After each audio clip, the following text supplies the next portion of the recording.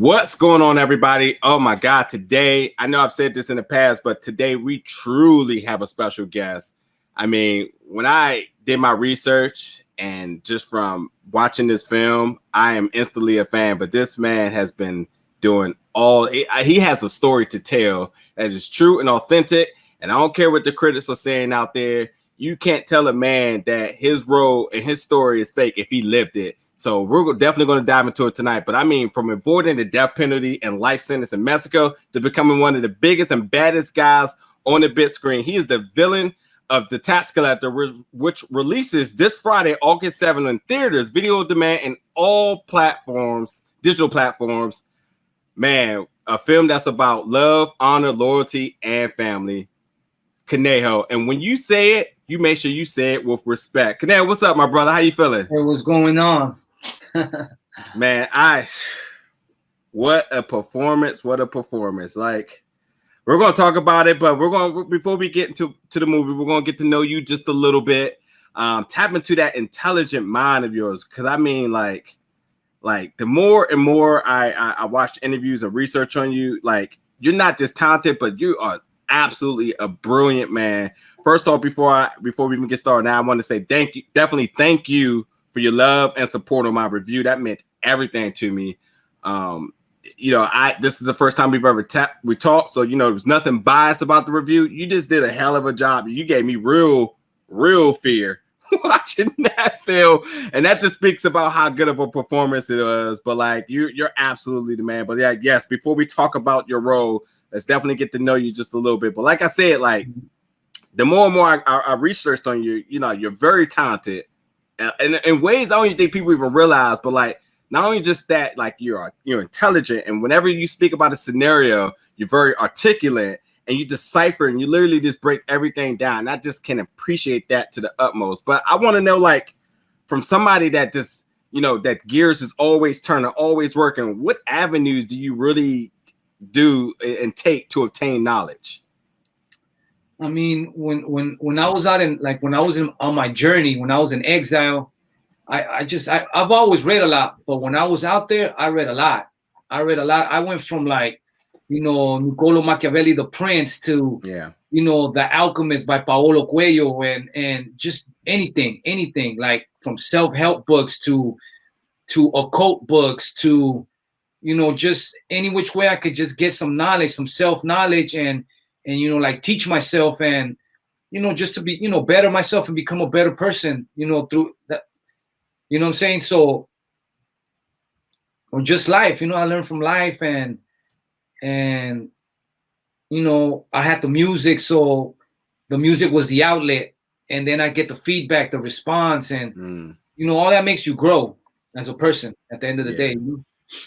Yeah, your fans ride for you. They are absolutely loyal. I mean, I'll say it in a second, but like, literally, when you talk about somebody resume at work, second to none. Over 100 albums, and you're still pushing out music. So, and not even just that too, recently released about 2 years ago, and you just been busting your ass since then. More music, the podcast, Inside the Sinister Mind, and then this film. Like, what does a person like yourself, what keeps you motivated and going?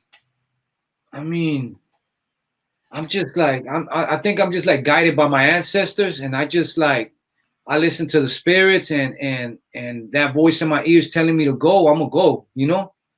I respect that. I've always been like that, like, from the beginning, even before I went on my journey. I was always trying to figure out a way, and for one, I've always been a hip hop head since hip hop came on the scene, since I was young. So that the way hip hop is, it's like, it inspires you, and I found my place within hip hop, and then that led to this, and that led to that, and at the same time that I'm going through that, I was in the streets, and well, that gave me content, that gave me material, that gave me, like, that was my therapist, that was my, maybe that's not like that for everybody, but for me, that's what it was like.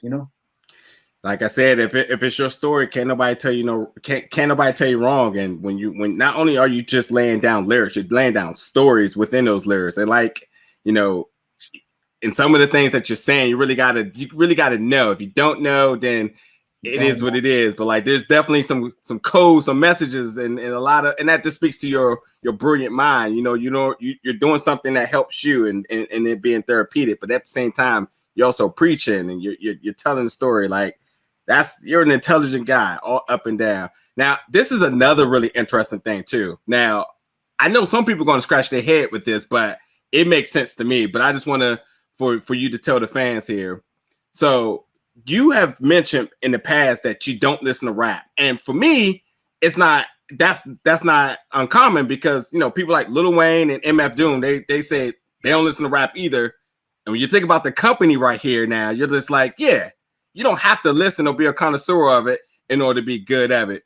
But with that being said, where do you find more outside of the experiences? Do you find the motivation to continue to keep rapping and putting out music, and the level of you putting out music? I mean, when I heard you say that you literally can put out an album and put together a song in like a week span, or a song in a day and an album in a week, and then just be ready to go by the next week, like just walk me through that.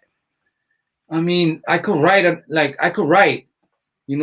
I just been putting out so much music. I kind of like mastered my craft. So if I said today I'm gonna write a whole album, I'd write that whole album. It'd take me about like 8 or 9 hours. I'd write the whole album, 10 songs. The next day, I'd record the whole album. The next day after that, I would edit it, send it out to get it mixed and mastered. I'd get it back, put it out by the end of the week. That was how I was doing it. Ain't nobody working harder than you. Nobody. I used to feel like every album that I dropped was gonna be my last album. So I was just like, I just was relentless with it. Maybe this is my last album. I gotta hurry up. I don't want to like something happen and there was only 4 songs left. Yeah. At least I leave a full album behind. I mean, it could happen anytime. But there's another great from the West Coast that had that same mentality, and Tupac, who, after he passed, more and more albums and material came out. And that just, when people talk about the best ones to do it, it's really no question to me, because when there's a comparison between Tupac and Biggie, I said when Biggie died, he left the album. When Tupac died, it was an entire, 3 or 4 or 5 after that. That just speaks about the work ethic there. But no doubt, music is definitely your passion. With over 100 albums, like you say, you can put together an album in a day. But I would be damned if film is not your calling. How in the world do you make your big screen debut as hella good as it was in this film? Like, there was no jitters, there was no hesitation. It was just pure, like I said, legit fear. As a villain, legit fear. I felt it through the screen. And the theaters aren't open here in my area, so I'm watching it through my TV screen, a smaller experience, but nonetheless, that fear, it radiated through me, from the screen to me, in the way you did for your debut. I cannot commend you enough. What a hell of a debut on the big screen. I mean, we rehearsed for like 3 to 4 to 5 months. Had an acting coach. I was around a bunch of like talented people, like that been, body photos and Narcos. Chelsea Rendon, she's on Vida Stars Network. Noemi Gonzalez, she's playing Selena's sister in a new Netflix series. George Lopez, the man. Shia, the man. Lana Parrilla, like all these people been doing their thing. You know what I'm saying? Jimmy Smith, the wizard character. Around all these people like that. Me, I observe. And then you assimilate, and then you peep game, as they say, and you just move forward from right there, and they embrace me, and like with the guidance of David Ayer, you can't go wrong right there, Yeah. That sounds good and all, but I definitely read the production notes, and David said that you were definitely consulted to help others on set. and again, that just speaks about your intelligence, being a newcomer, but yet giving back to these people that like you already, gave nods to. That really do again speaks how good of an intelligent and how just this is your calling. This has to be your calling. Yeah. No, I enjoy writing, and like Dave, he gave me like free reins on the set, and I was just like helping out. Like I could tell you some parts, but they'd be like straight up spoilers. But that I like when I watch the movie, I'm like, that's me right there. I got questions like that. You got to feed those to me, because that I definitely have questions like who's the character and who's you in this, Yeah. But, so and then after even we did this, we went on to do The Deputy for Fox. And I appeared in episode 1, but then I became a consultant and tech advisor from episode 6 to the end. And I started pitching episodes to them, and helping all the writers, and I was even doing my own writing, at the end. So, it's just something I would like to get more into, and it is gonna happen. It's already in the process, Got to. It's already happening, Did you have any idea that the worlds were so parallel from your time in music that film really had a position for your talent? Did you have any idea as far as with writing? I mean, well, look, when like me, the way I make music, like with my music, I always try to paint a grimy scene in your mind. Mm-hmm. That's me. My shit, my the way I make my music, it's not about like, I'm not trendy. Like everybody, like let's just say there's a sound, everybody goes to that sound, and as soon as the next one, they run off to the next one. Nah, I'm in my own lane, and like I said, I kind of mastered my craft, so I figured out how to paint that picture in your mind. So that's what movies do.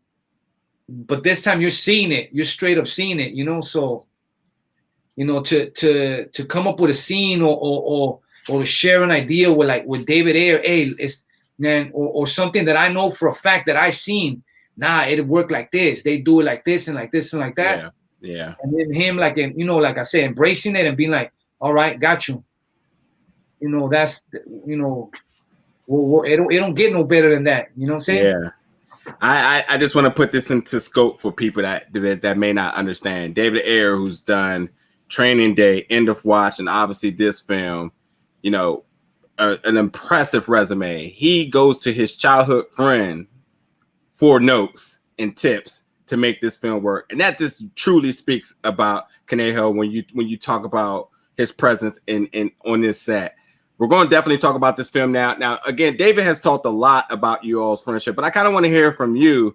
Where did this all develop, and all the way until the point that you got the call for this film?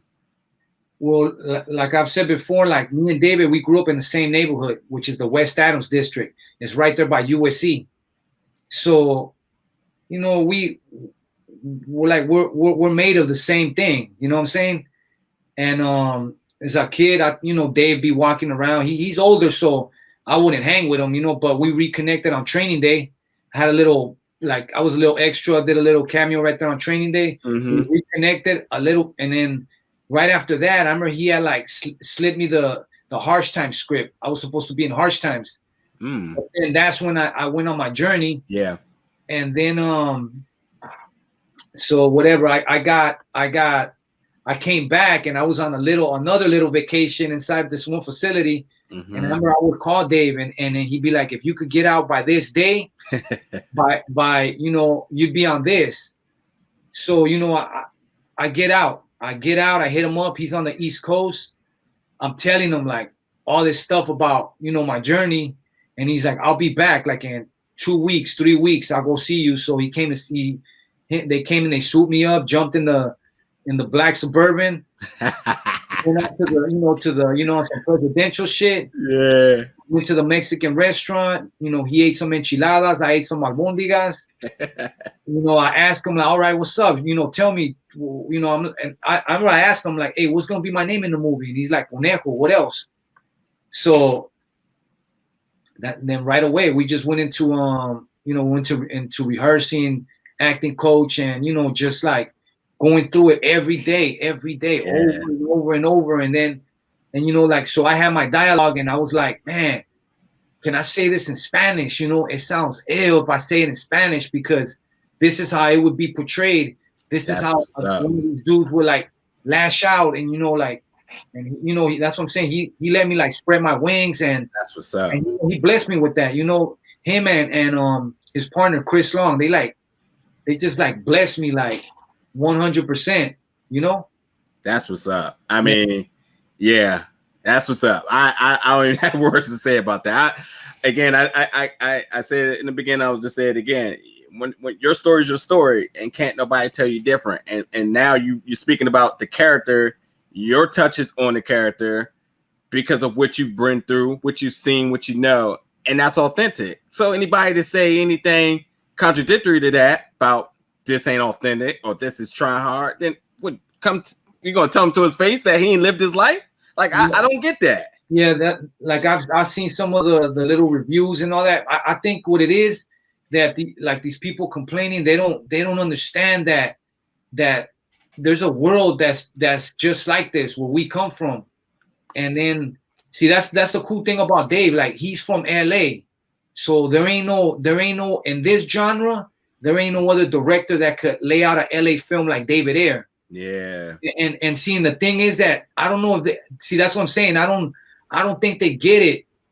Like in Southern California or even the whole Southwest, what's happening is the Mexican American culture is merging with the straight Mexican culture from Mexico. It's happening. There's no stopping that. It's happening, you know. And these types of things are going on. Like some are not even going on behind the scenes. They're going out in the open. So, you know what I'm saying? So for them to complain that this not real or this not that, they're not, you know, it's our time. You know, the Latino is gonna tell his story now. Yeah. And then David Ayer is gonna guide us right through it. Man, that you can't beat that. You know what I'm saying? Anybody that knows anything knows that you're certified. And there's no way you would have signed on to a film if it wasn't proper representation, authentic, and it didn't showcase the city in the way it needed to. So that's just enough. So I can almost end the interview on that note because that's just the damn truth. People are silly, man, you know, but forget all that. We're gonna keep pushing on talking about this film. Now, you did mention about you being a technical advisor on this film. You have music on the soundtrack. Surprisingly, which I don't think some people even know, is that you even also have a martial arts background. So when it comes down to this road that you took, did you feel like there was any challenges for you? Because it seems like the perfect road for you. Like you said, the road is your name, and it doesn't even sound like it was even questionable. That means it was for you the entire time. So like, was there anything that you felt like was a challenge for you? I mean, I just like let's just say like my first day on the actual set. The first day on the actual set was the shootout you see in the trailer at the tire shop. Okay, that was my first day. That's my first thing that I've ever shot. You know what I'm saying? And then well, I would lie if I said I wasn't. I don't know if it was anxiety or my nerves, but you know my heart was thumping a little bit because it started to feel real. Yeah. Okay. Like over the walkie-talkies because I'm in the van. So once I hear over the walkie-talkies, it's a go. And then everything, you know, they're rolling, they're shooting, you know, quiet on the set, everything's going down, you know. But then once I jump out and I start doing what I'm doing, you know, we're creating that image in your mind and might as well, you know, just kill it. Like do it. Like if you're gonna do it, like go all the way with it and do it right, you know. Yeah, I feel you on that. I gotta say, at the 33-minute mark of this film, folks, the film completely turns upside down. That's when we are finally introduced to Conejo and alongside of Cheyenne Ray Hernandez, the big villain and his right-hand woman. Right. How was it working inside of her? What type of conversation did y'all have into this role? And again, you having a martial arts background, she having a stunt background. It just should work. I mean, you two are imposing together. Yeah. Okay. Look, I'm gonna tell you this about Cheyenne. Cheyenne's like from the military. She's a military person. She knows all her weapons and everything. So I remember like a day or two before, they had the gun guy trying to show everybody, like, it's all about safety first, So, they're trying to show you how to handle, and the homeboy's trying to like tell her like, look, you're gonna do it like this and like this, and she's like, oh, you mean like this? She grabs it, she starts busting it, she starts getting up with it, and then homeboy's like, oh, okay, so you've done this before, and but like I said, like working with all of them, it was like a blessing, and I learned a lot from all of them, especially like from like Bobby, because Bobby's role, which is David in the movie, a roller coaster ride, like he's a family man, he's a businessman, he's a son, he's a father, he's a best friend, he has to be a killer, he has to be a criminal, he's got to go up and down up and down with it. That's enough in real life. That's enough to make someone like lose it, sometimes it might be too much for you to handle. And he does it. He shows that even though there's obstacles in the way, he's just going through with the motions and going through it with the flow of it. And and then Shia, he's like the good bad guy, and then working with Shia is that's a whole nother different thing, and there was some interesting things that happened on the set with Shia. He's turned up. That's just his nature, Oh, okay. Hold on. I'm gonna make the disclaimer right now. The Tax Collector does come out this Friday, August 7th, in theaters, video on demand, all digital platforms. We're gonna dive into the film a little bit. We're gonna go a little bit into spoilers here because there's some things that we definitely gotta talk about. But yes, that's definitely one. And I'll let you come back around to it about the experiences working with Shia. But I have to ask you straight up.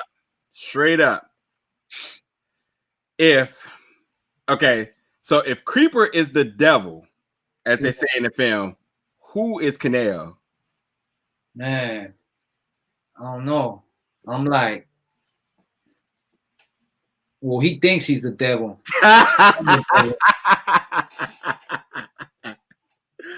Or maybe we're both the devil, I don't know.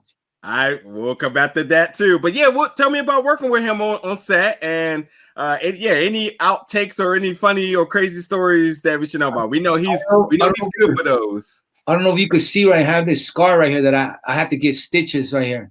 Oh, that's from Shia. I got blessed with Shia. There was a little situation that like, and then next thing you know, I get this little love tap. I stand up. I don't know. I'm leaking. Oh, they're like, man, you got to go to the hospital. You got to get stitches. I'm like, nah, just like put some makeup on it. Yeah, let's go. Let's go. And we just kept on. We kept going. It looked the crew, the film crew. They were a little shook. They didn't know if this was real. This was part of the script. What was going on? They were a little bit shook. Oh man, flying around in the room. Oh man, there's some real ones on set, man. You should have came with a disclaimer, like, "Hey, we go no matter what." That's why I got a lot of love for Shia for that. Like I learned a lot from him, and he even tatted. There's a tattoo. He put a real creeper tattoo on his stomach. Yeah. And right under that, you're gonna see two hands going like that. That represents my neighborhood where I grew up at. Word. And he did that out of love, and it was like a triangle between him and Bobby were like this. They actually moved in together. Shia got a big house. I had a room in there. Bobby had a room in there. But him and Bobby were like that, but I was part of that little, that triangle, and wow. It just dope. It was just dope, like working with them, I was like the big brother, not really, but I'm a little bit older than them, so yeah. But like, and then like the martial arts, like they've had everybody in their training Kempo and jiu-jitsu, So I mean, like the thing is that with us, like me and Dave, we've been training martial arts for like 20 years plus. So everybody that was on that, for like all the like the lead cast, they had to go to the dojo with our sensei, which is Alexander Richard Mosquita out of Echo Park. Yeah. So, and they actually shot some scenes at the dojo. You know, like, you've seen it. So I was just gonna say, yeah, okay, makes sense now. All right. So, you know, and it's just that's like another little dope element about it. That's what I'm saying. Like, these fools complaining, man, I don't know if it's real. It's part of like just to, you know, stir shit up or what. But you know, like they're complaining about Shia, but see, they don't know that in Southern California, almost every Mexican hood has a white homie in it. Yeah, I had to comment on a few people on my review about that too. And then fools fools haven't even seen the movie and they complain. I know. That's what kills me about this. They're like, oh, you know, and then like a lot of Latinos were complaining like, oh, that's fucked up. They didn't cast another Latino to play that role. But the thing is, Shia's not playing a Mexican guy. Exactly. That's exactly what I said. He's playing a Mexican guy that runs with them. He's playing a white guy that runs with the Mexican, the homies. You know, he runs with the homies. Exactly. So he's loyal. He's just a good fan. They don't even talk about his origins at all. All they establishes is that his involvement with the family, his role within the streets, and how loyal he is. That's it. To David, that's all it is. That's it. And you know, that's like Dave. In reality, that's Dave. It's like that. Me, I don't see Dave. Yeah, I know he's white, but I don't see Dave like he's white. Exactly. He's one of the homies. Yeah. He always been with us.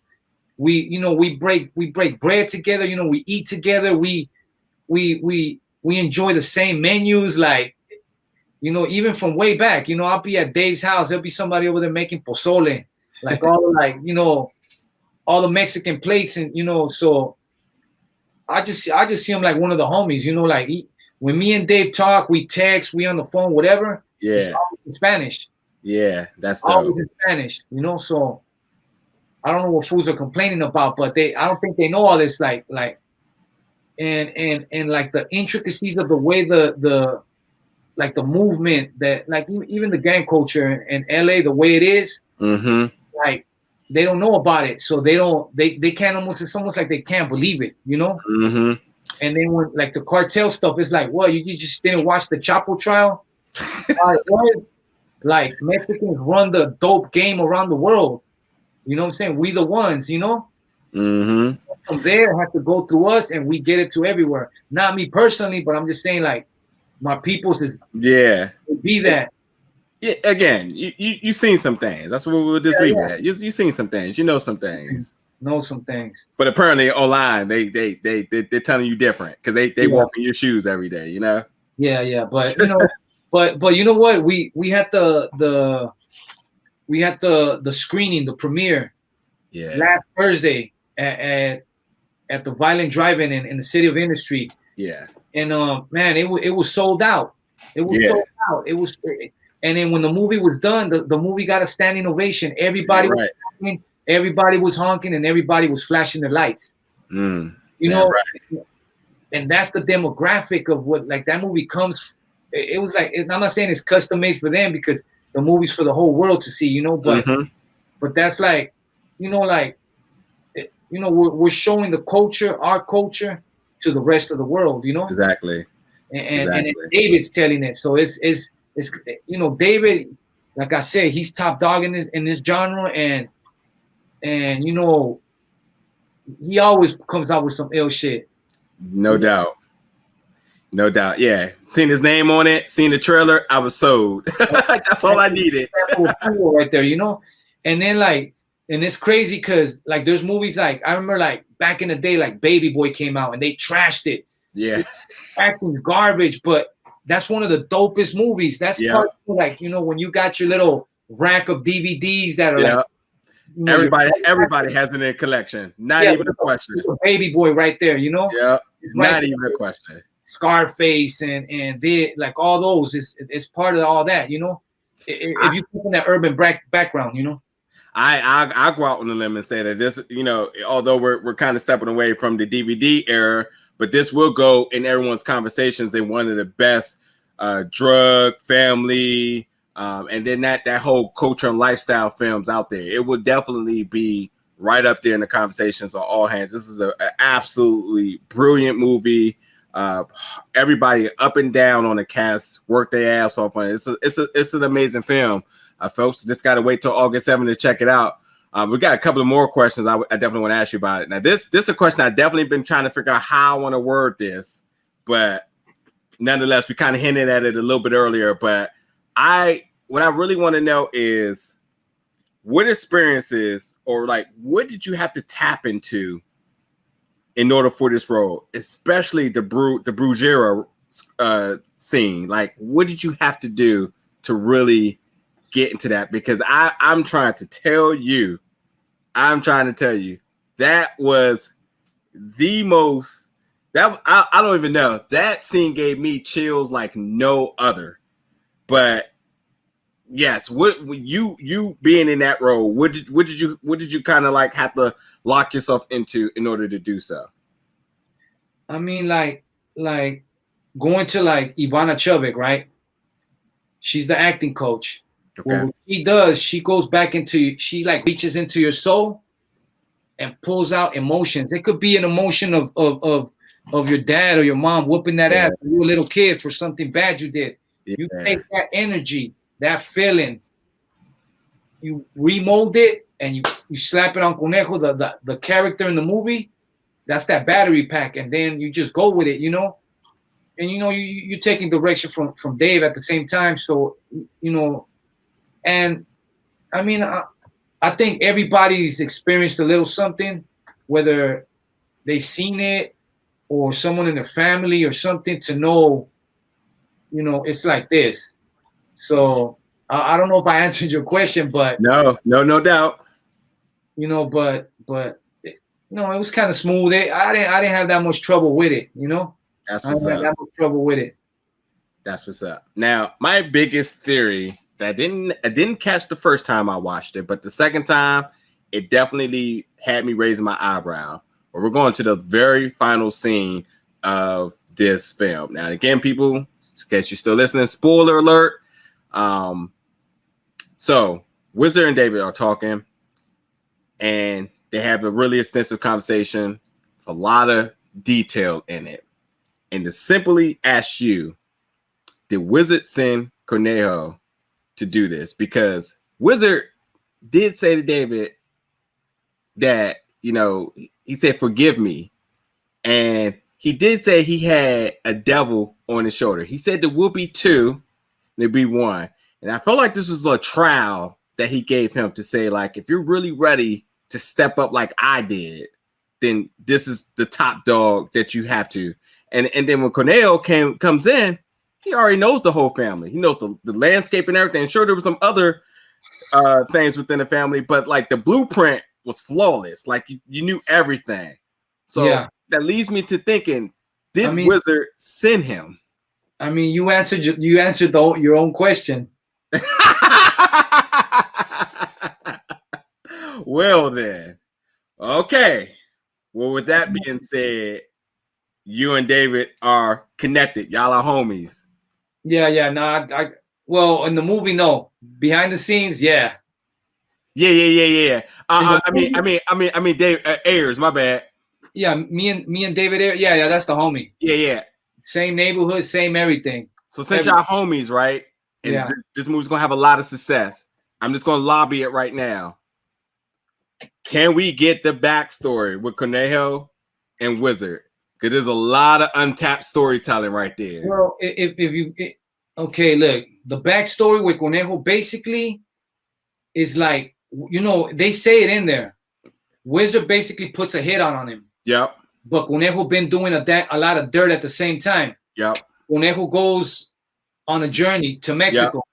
Gets connected with the cartel. He comes back plugged in, and he comes back, and you know, he wants, you know, you never know if he you know, let him know like I could get back in there, but basically he comes back and lays down that ultimatum, like, you know, there's a new sheriff in town, and you're gonna get down, or you're gonna lay down, and then, you know, David, David Cuevas, Creeper, Wizard, they're not having it, you know?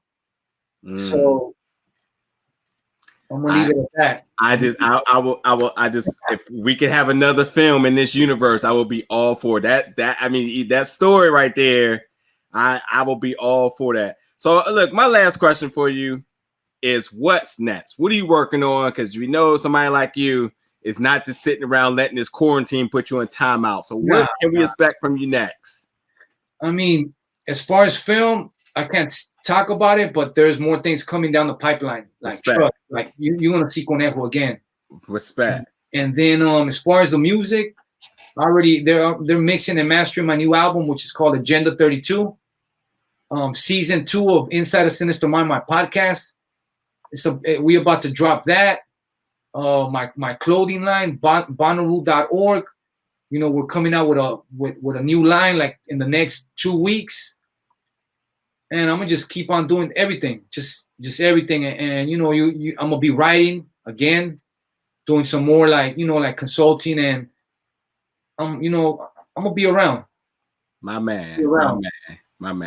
Well, look, thank you so much for chatting with me tonight. The Tax Collector is available this Friday, August 7th, in theaters, video on demand, all digital platform. Conejo, the big bad villain on set. That's definitely gonna put some fear in your heart. And again, before we sign off, people, if you haven't seen the film, please don't speak on it, and don't tell somebody who lived some of these experiences that this ain't authentic and he's trying too hard. Please go watch the film, reevaluate yourself, show love to it, because this is a classic right here already. This is an amazing film. Conejo, I thank you so much for your support on my review, but ultimately for taking time to talk to me. I cannot wait to see what's next for you. Your career is just getting started. So you know, much love, respect, and blessings to you, brother, and just keep grinding. Blessings. No doubt. All right, we out, y'all. Thank you for watching this. We'll catch you for the next one.